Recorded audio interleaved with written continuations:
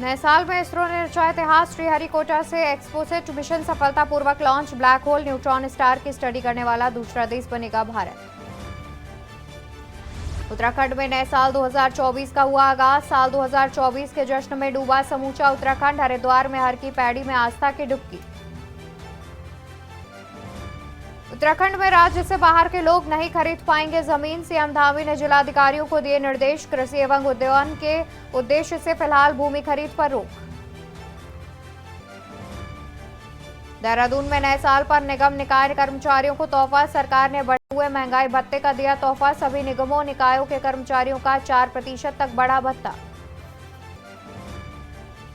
आज से बीजेपी का राम मंदिर उद्घाटन अभियान। बीजेपी के कार्यकर्ता घर घर जाकर देंगे निमंत्रण। 15 जनवरी तक चलेगा राम मंदिर उद्घाटन अभियान।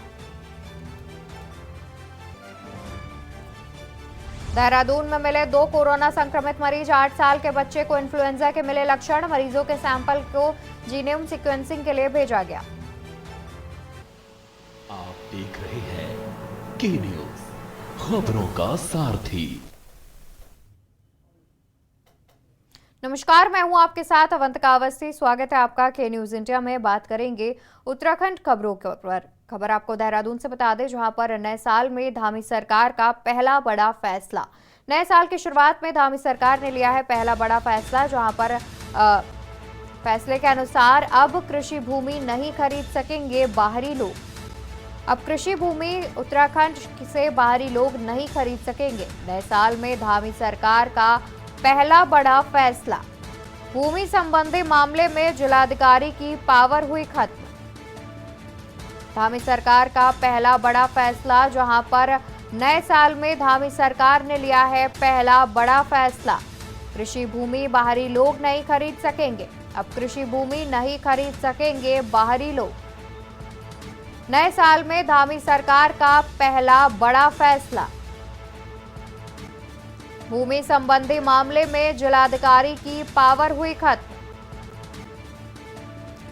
नए साल में धामी सरकार का पहला बड़ा फैसला। खबर हम आपको राजधानी देहरादून से बता दें, जहां पर अब कृषि भूमि नहीं खरीद सकेंगे बाहरी लोग। नए साल में धामी सरकार का पहला बड़ा फैसला। भूमि संबंधी मामले में जिलाधिकारी की पावर हुई खत्म। नए साल में धामी सरकार का पहला बड़ा फैसला। खबर हम आपको राजधानी देहरादून से बता रहे हैं, जिसमें अब कृषि भूमि बाहरी लोग नहीं खरीद सकेंगे। धामी सरकार ने साल के पहले दिन लिया है बड़ा फैसला, जिसमें कृषि भूमि उत्तराखंड के बाहर के निवासी नहीं खरीद सकेंगे। भूमि संबंधी मामले में जिलाधिकारी की पावर भी खत्म कर दी है।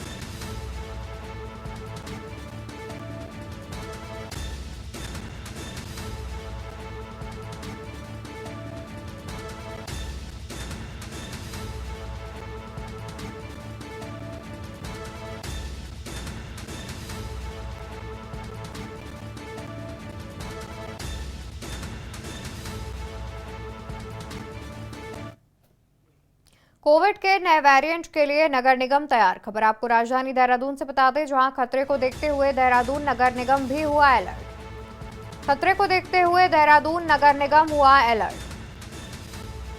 नगर निगम का दावा, वर्तमान में दवाइयों की नहीं है कमी। कीटनाशकों की कोई कमी न होने का दावा।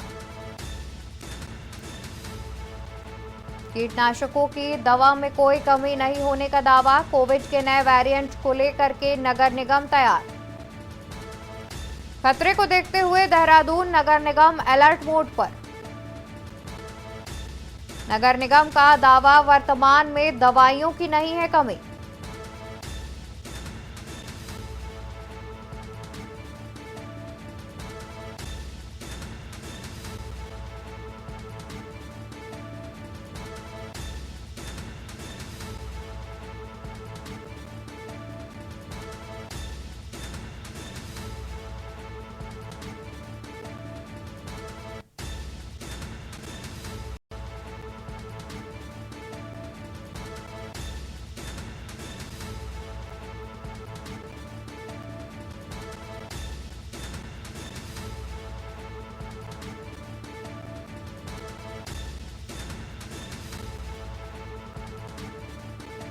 नगर निगम का दावा, वर्तमान में दवाइयों की नहीं है कोई कमी।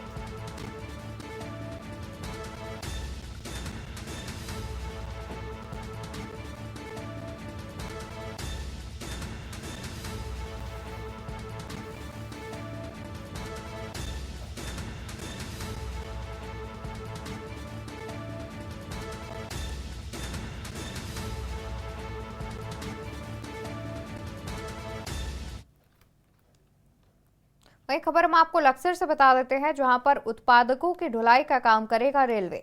चीनी मिल से उत्पादकों की ढुलाई का काम करेगा रेलवे। उत्पादकों की ढुलाई का काम करेगा रेलवे। खबर आपको लक्सर से बता दें, जहां पर चीनी मिल से उत्पादकों की ढुलाई का काम करेगा रेलवे।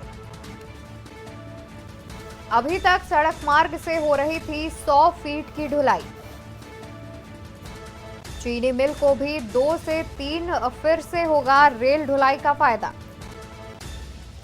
लक्सर शुगर मिल से दूसरे प्रदेशों में पहुंचाई जाएगी चीनी। रेल के रास्ते यूपी, पश्चिम बंगाल जाएगी चीनी। हिमाचल, पंजाब, बिहार भी भेजी जाएगी चीनी। दिल्ली, हरियाणा, झारखंड भी जाएगी चीनी। रेल के रास्ते यूपी और पश्चिम बंगाल जाएगी चीनी। हिमाचल, पंजाब, बिहार जाएगी चीनी। दिल्ली, हरियाणा, झारखंड भी भेजी जाएगी चीनी। रेलवे भी कर रहा करोड़ों की कमाई की उम्मीद। खबर लक्सर से बता दें, जहां पर उत्पादकों की ढुलाई का काम करेगा रेलवे। चीनी मिल से उत्पादकों की ढुलाई का काम करेगा रेलवे।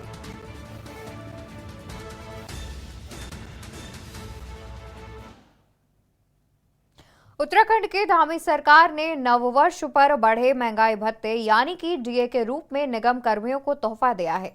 सरकार ने वर्ष 2023 के अंतिम दिन डीए बढ़ाने का आदेश जारी किया।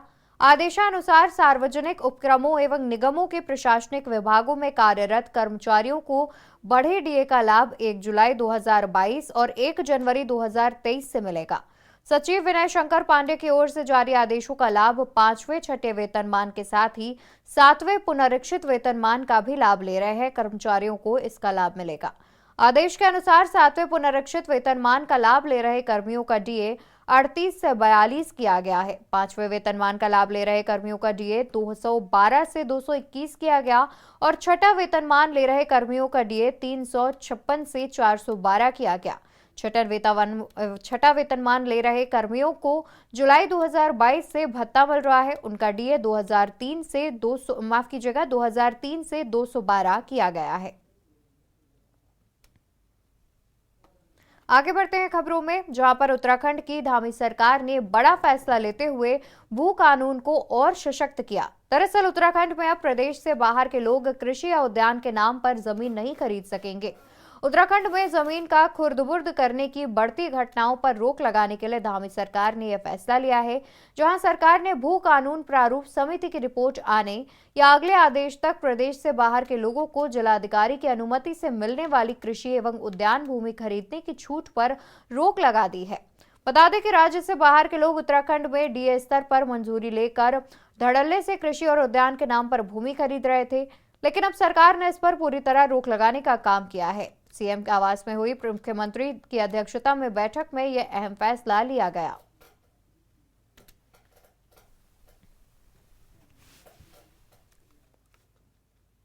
उत्तराखंड में राम के नाम पर सियासत गरमा गई है। दरअसल उत्तराखंड में भाजपा श्री राम मंदिर प्राण प्रतिष्ठा के ऐतिहासिक मौके पर 22 जनवरी को दीपावली का उत्सव मनाएगा। वहीं कांग्रेस ने भाजपा के इस कार्यक्रम पर पलटवार करते हुए उत्तराखंड में भाजपा पर 1 से 15 जनवरी के बीच अयोध्या से आए अक्षत कलशों को घर घर पहुंचाकर श्री राम मंदिर दर्शन का आमंत्रण पत्र देगी। इसके बाद 22 जनवरी को अपने आसपास के सभी मंदिरों में भजन कीर्तन का आयोजन करेगी। साथ ही बीजेपी कार्यकर्ता अपने घर के मंदिर में 5 दिए जलाकर समूचे घर में दीपावली की तरह साज सज्जा भी करेंगे। 22 जनवरी का दिन सभी सनातनी भाई बहनों के अंदर, पूरे विश्व के अंदर जो निवास करने वाले हैं, वो ऐतिहासिक दिन है। भगवान श्री राम की उस दिन वहाँ पर विराजमान होने वाले हैं, जिसमें मुख्य अतिथि हमारे आदरणीय प्रधानमंत्री जी रहने वाले हैं। उस दिन को दीपावली के रूप में पूरे सभी सनातन धर्मावलंबी और जिनके राम के प्रति आस्था है, उसे एक दीपावली के रूप में मनाने वाले हैं। सभी घरों में दीपदान होगा, सभी घरों में दीपावली का उत्सव होगा और निश्चित रूप से जो भारत के मानबिंदु है, उसके लिए मील का पत्थर साबित होगा कि भगवान श्री राम को 500 वर्षों के बाद ये न्याय मिला है सनातन धर्मावलंबियों को। निश्चित रूप से जिन लोगों की इसमें इतने लंबे समय तक कुर्बानियां रही, उनके लिए भी एक बहुत श्रद्धांजलि होगी।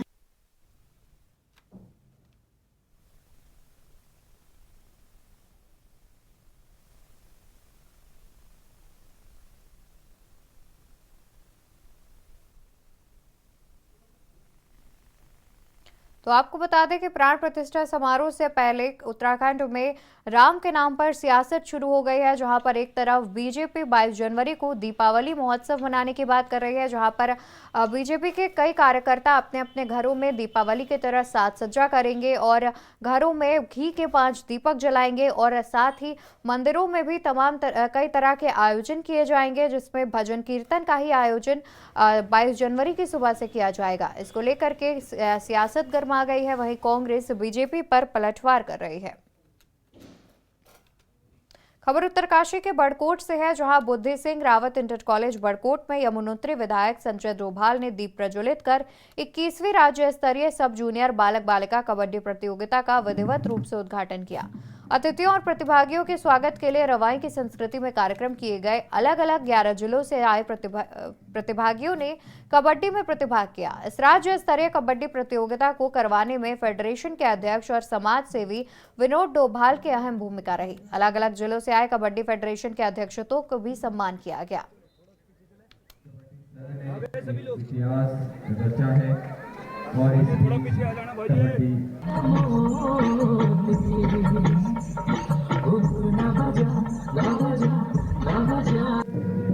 समस्त जनमानस अपने आप को गौरवान्वित महसूस कर रहा है, तो मैं अन्य छात्र छात्राओं को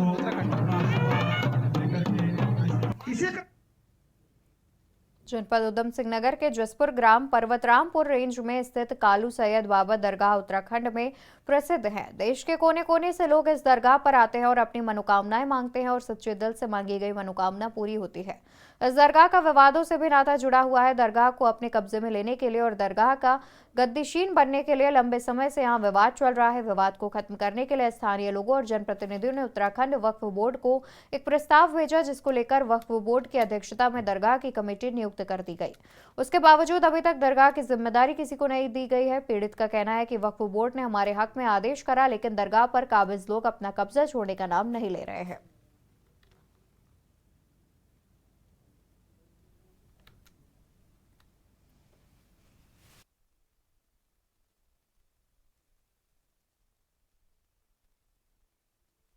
इस पतरामपुर क्षेत्र में वक्फ संख्या 507 बहुत ही प्रसिद्ध मजार कालू सैयद मजार है, जिस पर काफ़ी समय से अब्दुल हमीद नाम के व्यक्ति अब्दुल हमीद सनो मोखा वो वहाँ पे काबिज हैं।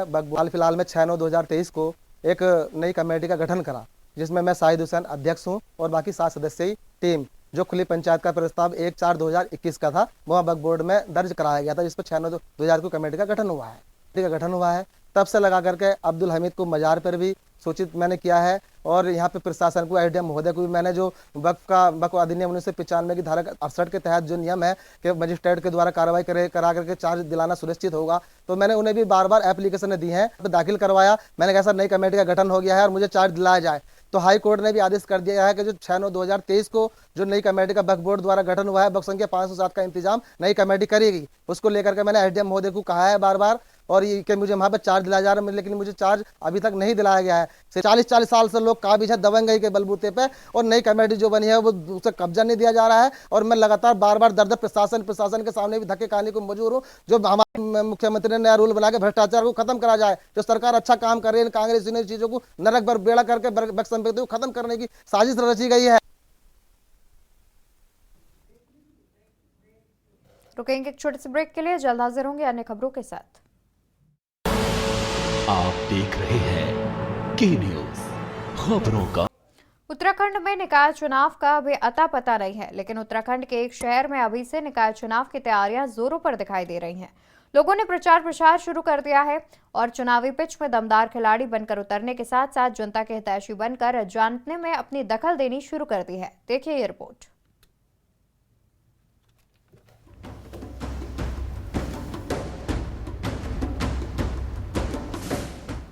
उत्तराखंड में निकाय चुनाव का समय आ चुका है, लेकिन उत्तराखंड में निकाय चुनाव का अभी कुछ भी अता पता नहीं है।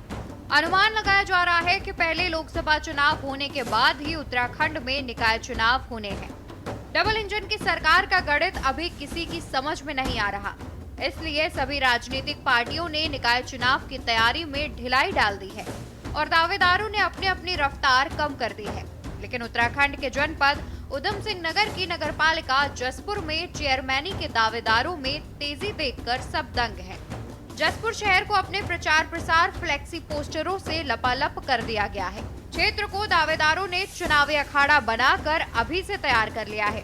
दावेदारों पर पार्टी भरोसा करे या ना करे, टिकट दे या ना दे, लेकिन कुछ दावेदारों ने अपनी जीत का भी अभी से गुड़ा भाग लगा लिया है। जसपुर नगर पालिका के पूर्व चेयरमैन प्रतिनिधि हाजी राशिद हुसैन भी भारतीय जनता पार्टी से टिकट की मांग कर रहे हैं। इनकी मां मुमताज बेगम के कार्यकाल में हुए विकास कार्य को लेकर अपनी जीत का गणित लगाकर बैठ गए हैं। हालांकि हाजी राशिद हुसैन की मां मुमताज बेगम जसपुर नगर पालिका की चेयरमैन बहुजन समाज पार्टी से थी, लेकिन अब पुत्र ने भारतीय जनता पार्टी का दामन थाम लिया है। अब फिर हमारी तैयारी रहेगी चेयरमैनी की और इंशाल्लाह फिर जीत करके आएंगे। और हमारा जो मामला बहुत बढ़िया है, हमने विकास कराया है, विकास के नाम पे ही हमें जनता वोट देगी। खाली फ्लेक्सी तो लोग बागों ने बहुत लगवा रखी है, बाकी हमने कोई अपनी फ्लेक्सी अभी नहीं लगवाई है। हम दीवारों पे राज नहीं करते, दिलों पे राज करते हैं, इसलिए हमारी जसपुर की जनता बहुत खुश है और इंशाल्लाह फिर दोबारा हमें जसपुर का अध्यक्ष फिर बनाएगी। इतना ही नहीं, इस चुनावी पिच पर कांग्रेस के दावेदारों ने भी उतरना शुरू कर दिया है। हालांकि दावेदारों की लिस्ट लंबी है, लेकिन कांग्रेस से दमदार दावेदार मोहम्मद आरिफ को माना जा रहा है, क्योंकि पिछली बार भी पार्टी ने किसी कारणवश मोहम्मद आरिफ को टिकट नहीं दिया था और कांग्रेस को हार का मुंह देखना पड़ा था। इस बार जनता और पार्टी के हाईकमान पर अपनी मजबूती दिखाने के लिए अभी से मोहम्मद आरिफ ने तैयारी शुरू कर दी है। जसपुर जनता के बीच जाने के साथ साथ शीर्ष नेताओं के दरवाजे भी खटखटाने शुरू कर दिए गए हैं। पहले तो मैं आपके दर्शकों को नए साल की बहुत बहुत मुबारकबाद देता हूँ। 2024 सब लोगों के लिए शुभ हो। और बात रही नगर पालिका की तैयारी की, तो जसपुर विधानसभा के अंदर कांग्रेस पूरे उत्तराखंड के अंदर सबसे ज़्यादा मजबूत है। तो यहाँ तैयारी तो पहले से कार्यकर्ता हैं सारे मजबूत हैं और मैं ये मानता हूँ कि कांग्रेस की टक्कर पे नगर पालिका के चुनाव में कोई नहीं आने वाला। मेरी दावेदारी तो 100% है। लास्ट ईयर कुछ कारणों से पिछली बार मेरा टिकट नहीं हो पाया और मैं ये मानता हूँ अगर मेरा टिकट होता 100% मैं कांग्रेस का नगर पालिका का चेयरमैन बनता और नगर पालिका का चेयरमैन कांग्रेस पार्टी का बनता। और इस बार अगर पार्टी मुझ पर दांव खेलती और हक ही मेरा है, अगर आप पूरा ओवरऑल 7-8 साल की राजनीति अगर मेरी आप देखते हैं तो मैंने कांग्रेस के लिए हर बलिदान जो देने को तैयार रहता है बंदा, मैंने वो बलिदान दिया है। देश के सभी राज्यों में भले ही लोकसभा चुनाव की सरगर्मियां तेज क्यों ना हो, लेकिन उत्तराखंड के जसपुर में अलग राजनीति के रंग में रंगता हुआ दिखाई दे रहा है। जिस मंजिल का अभी कुछ अता पता नहीं, उस मंजिल को पाने के लिए दौड़ लगानी दावेदारों ने शुरू कर दी है। अब देखने वाली बात होगी कि कब मंजिल का पता मिलता है और दौड़ने वालों में से किसको मंजिल मिलती है। Uttarakhand desk report.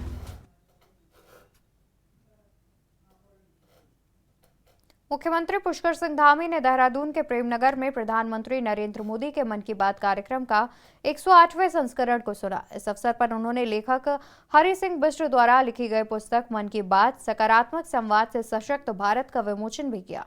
इस पुस्तक में प्रधानमंत्री के मन की बात कार्यक्रम के 75वें संस्करण से 99वें संस्करण तक विस्तार से वर्णन किया गया है।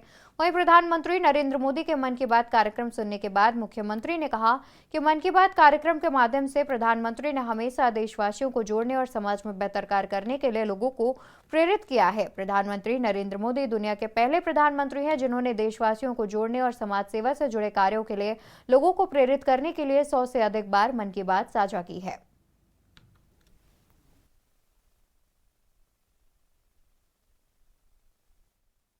और आदरणीय प्रधानमंत्री जी के नेतृत्व में आज वो हर चीज़ जो हमारे संस्कृति से जुड़ी हुई है, हमारी विरासत से जुड़ी हुई है, उन सबको मन की बातों के माध्यम से भी आगे लाने का प्रयास हुआ है, उनके कार्यक्रमों में भी लाने का हुआ है।